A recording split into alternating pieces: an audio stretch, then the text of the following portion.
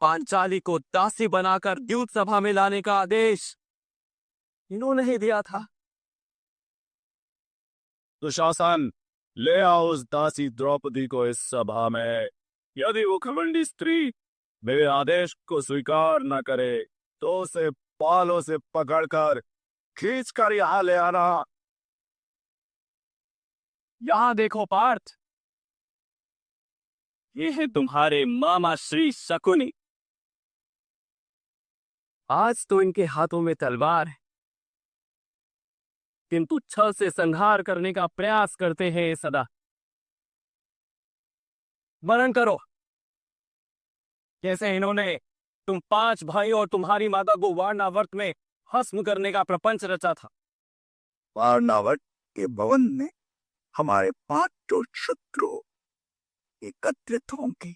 इसी भवन में तुम्हारा युवराज सुई एक की होगा। अब इधर देखो पार्थ, तो शासक इन्हीं हाथों ने पांचाली के केश खींचने की उद्दंडता की थी।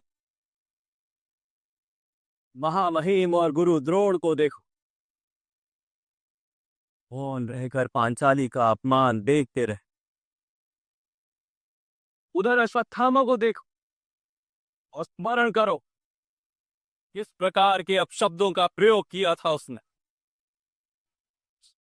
5 दस्तियों के साथ संबंध रखने वाली इस स्त्री को बहन कहते हुए मुझे लज्जा आती है। क्या अब तुम्हारा हृदय प्रतिशोध से नहीं चलता पार्थ? क्या न्याय मांगने के लिए अब तुम्हारा मन नहीं तड़पता? या आप शस्त्र उठाने का संकल्प नहीं जन देता हृदय में? क्या आप युद्ध अनिवार्य नहीं लगता? हम युद्ध अनिवार्य। अब ये युद्ध तुम्हारे लिए अनिवार्य।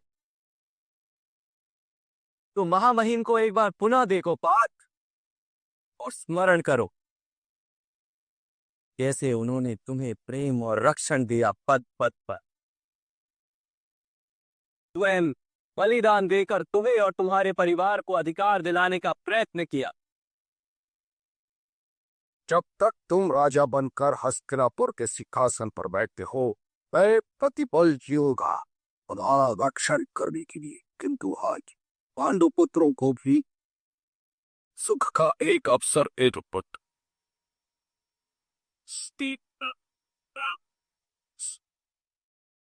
एक बार पुनः गुरु द्रोण को देखो और स्मरण करो कितने गर्व और प्रेम के साथ उन्होंने तुम्हें अपना परम ज्ञान दिया था। तुम विश्व के श्रेष्ठ धनुर्धर बनोगे, मैं तुम्हें विश्व का श्रेष्ठ धनुर्धर बनाऊंगा। ये मेरा वचन है पुत्र। तुम्हें विश्व का सबसे बड़ा धनुर्धारी बनाने के लिए उन्होंने अपने माथे पर पाप का भार उठाया, परंतु तुम मुझे गुरु दक्षिणा के रूप में अपने दाहिने हाथ का अंगूठा दोगे। और उधर विकर्ण को भी देखो, एक वही था जिसने युद्ध सभा में विरोध करने का साहस किया। तुम में यदि कोई राजा हारता है तो उसे शस्त्र छोड़ने ही पड़ते हैं, लेकिन किसी स्त्री को ऐसे निर्वस्त्र नहीं किया जाता। योद्धा का निशस्त्र होना और स्त्री के निर्वस्त्र होने में प्रीब है ज्येष्ठ, और द्रुपद कुमारी कुरुवंश की कुलवधू है, ये सत्य है। या ये सब वध करने योग्य है पार्थ?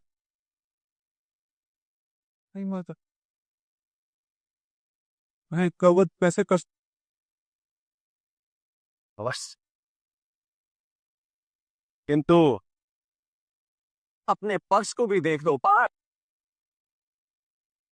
अब अपने पक्ष को भी देखो पार्थ। तुम्हारे ज्येष्ठ भ्राता युधिष्ठिर, भ्राता भीम,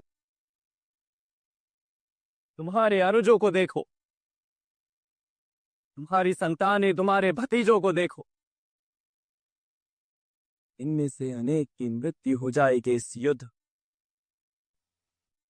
इन सब की मृत्यु की संभावना से तुम्हारा हृदय दुर्बल नहीं होता पार्थ? अब ये भी विचार करो कि भ्राता दुर्योधन का क्या दोष? यदि उन्हें राज्य की लालसा, उनकी माता पहले गर्भवती बनी थी, ये सत्य है। तो शासन ने यदि पांचाली के वस्त्र खींचकर अपराध किया था, यदि वो अपराध, तो तुमने भी तो अपने ज्येष्ठ भ्राता का आदेश मानकर अपनी पत्नी का अपमान होने दिया। क्या वो अपराध नहीं था?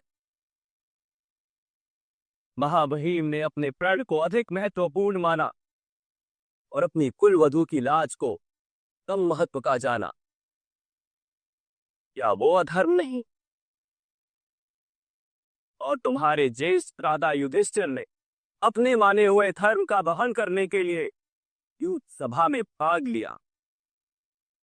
क्या वो अधर्म नहीं था? तो क्या भ्राता दुर्योधन को शत्रु मानना उचित है? क्या तुम्हें अपने पक्ष में धर्म दिखाई देता है पार्थ?